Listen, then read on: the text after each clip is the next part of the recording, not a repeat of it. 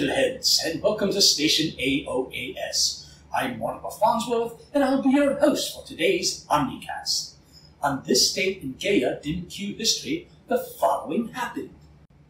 In 565, St. Columba reported seeing a monster in Loch Ness.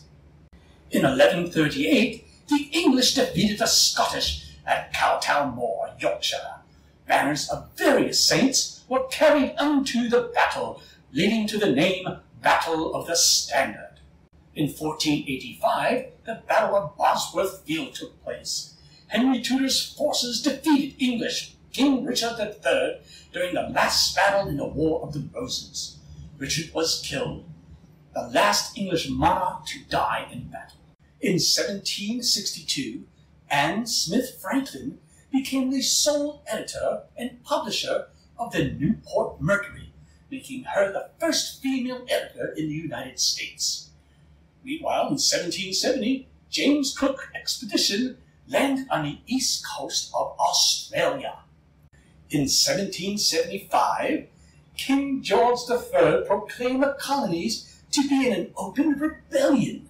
In 1812, Swiss traveller Johann Ludwig Burckhardt was the first European to rediscover Nabatean, the city of Petra in modern Jordan. In 1848, the United States annexed New Mexico. In 1849, the first air raid in history took place when Austria launched pilotless balloons against the Italian city of Venice. In 1901, the Cadillac Motor Company was founded. In 1902, U.S. President Theodore Roosevelt became the first U.S. chief executive to ride in a car.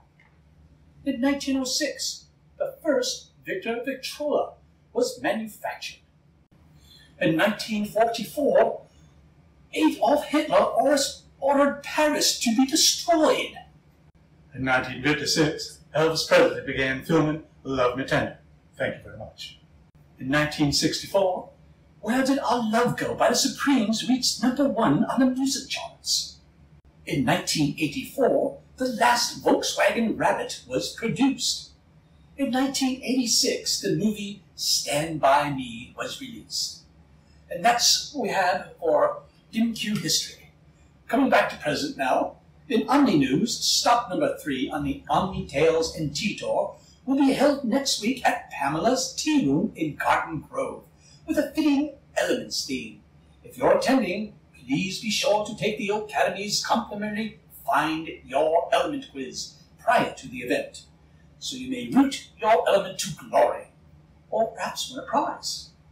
As a side note, the Tea Travelers Society is currently taking suggestions for stops for the 2021 leg of the tour, so now's the time to add your 2 bits. As part of Station's AOAS, straight from the art segment, I will read a few words about Terrace by Hazel T. Briarwood. Hills and meadows of soft green lie beneath a blanket of color. Bees and birds awaken as sunlight gently kisses the earth. Well done, Hazel. Now for the weather.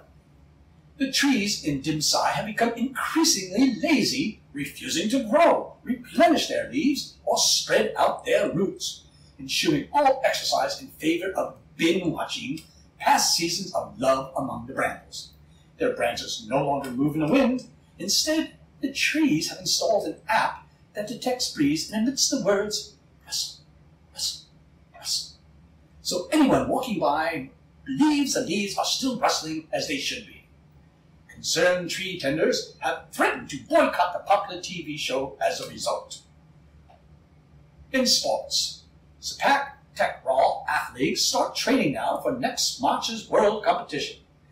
The name of this traditional Southeast Asian sport literally means kickball, using the Malay word for kick and the Thai word for ball. That said, the cross-cultural Arco World site describes the sport as more like lightning-fast badminton paired with the explosive elegance of karate.